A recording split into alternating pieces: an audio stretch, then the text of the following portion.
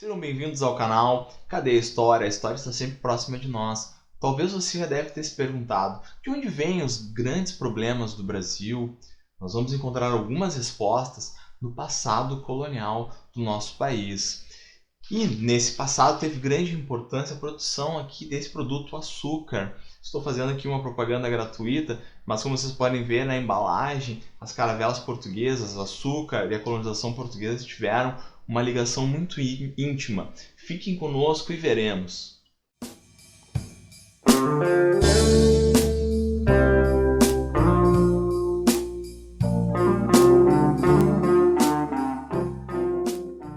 Os portugueses demonstraram interesse em desenvolver a produção açucareira desde as primeiras décadas da colonização do Brasil.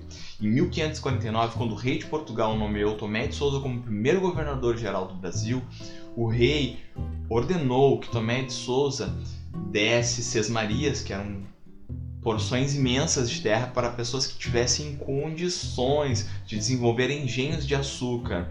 Mas em qual região do Brasil deu mais certo a plantação da cana? Como vocês podem ver no mapa que está aí na sua tela, foi na região Nordeste, mais especificamente onde ficam hoje Pernambuco e Bahia, certo? Então, por volta de 1550, essa produção vai se iniciando, mas no século seguinte, século 17, entre 1601 e 1700, foi o auge da produção, certo? Então agora gostaria de mostrar um gráfico para vocês. Mostra a produção do açúcar, a extração do ouro, outros cultivos e a população.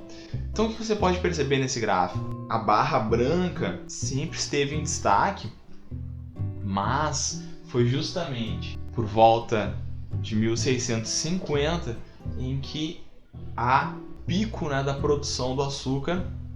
Essas pessoas então que receberam as terras para desenvolver os engenhos ficaram conhecidos como senhores de engenho.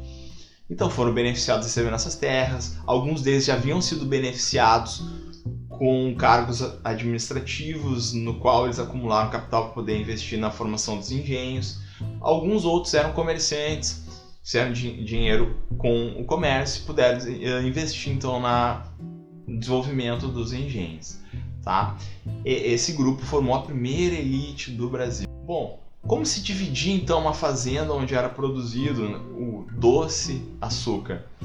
Então, essa fazenda toda era chamada de engenho e era dividida em 3 partes. Então, como vocês podem ver nessa imagem, havia então a casa grande, a moradia do senhor de engenho e sua família. Havia então a moradia dos africanos, escravizados, que era a senzala, e havia então esse galpão, que era a casa do engenho, onde tinham as instalações para moer a cana. A fazenda de produção de açúcar não produzia apenas açúcar, as pessoas precisavam se alimentar. Então vocês estão vendo aqui que tem um boizinho, uma vaquinha. Havia também uma produção de alimentos para abastecer esses trabalhadores, essas pessoas do engenho, mas a maioria dos engenhos não eram autossuficientes. Havia necessidade de se comprar alimento de outros lugares. Então, o Brasil nessa época não pode ser resumido a engenhos de açúcar. Também havia lavouras dedicadas a produzir alimentos que abasteciam sim essa região açucareira e outras regiões também. Falando especificamente da casa de engenho, nós podemos ver então como que era moída a cana, certo? Nessa imagem. E nós vemos nessas pinturas daquela época que predomina a figura do africano. Um engenho de açúcar geralmente demandava uma grande quantidade de mão de obra. E quem supriu essa mão de obra foram escravos, primeiramente escravos indígenas, e a partir de 1570 aproximadamente se estabeleceu um tráfico negreiro que começou a suprir então esses engenhos com africanos trazidos para trabalharem como escravos. Mas aí você pode se perguntar, Esses africanos trabalhavam todos na mesma tarefa? Não. A maioria deles trabalhava, então, na plantação da cana, no corte da cana, trabalhavam no canavial. Os mais novatos, principalmente, os mais jovens. Mas uma minoria recebiam tarefas mais especializadas. Havia inúmeras etapas na produção do açúcar. Então, depois da cana ser moída, o caldo ser retirado, havia toda a finalização da produção, que eram tarefas um pouco mais leves, nas quais poderiam ser colocados os escravos que eram mais colaborativos. E aí fica uma pergunta: se os escravos eram maioria, como que os senhores mantinham o controle sobre eles? Será que era só na base da violência? Só na base do chicote, prender o escravo no tronco? Com certeza não. Mas haviam também recompensas, como essa recompensa de colocar o escravo numa tarefa mais especializada, ou então, um outro tipo comum que os historiadores têm encontrado na documentação é o senhor permitir ao escravo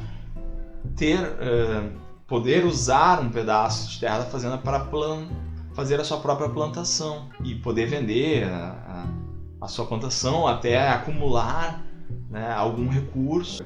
Então eu estou trazendo aqui um outro mapa para mostrar para vocês que havia toda uma diversidade da produção colonial nesse momento.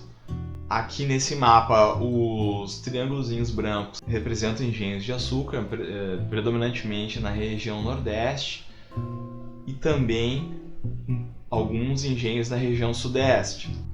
Mas nós vemos aqui em grande quantidade os rebanhos de gado, certo? E posteriormente, no século XVIII, né, mais para o final, 1750 em diante, se intensifica um abastecimento das regiões sudeste e nordeste com o gado proveniente do sul do Brasil, daqui da nossa terra, mais especificamente do Rio Grande do Sul, que era um território em disputa entre Portugal e Espanha. Não havia uma definição a quem pertenceria, né, ao território do Rio Grande do Sul, mas havia um grande estoque de gado vagando que havia sido abandonado pelos padres jesuítas. Nós veremos na próxima aula que com a descoberta do ouro, com a exploração do ouro, a necessidade de abastecimento e da busca de gado e rebanho do sul do Brasil foi ainda maior, e houve uma integração ainda maior do sul do Brasil e de outras regiões do interior com as regiões do Nordeste e Sudeste. Então, para finalizar, o desenvolvimento do açúcar permitiu o desenvolvimento dessas vilas que deram origem às cidades, tá? A câmera, tchau, diz tchau. Tchau, aproveitem o vídeo e nos vemos na próxima. Tchau, tchau.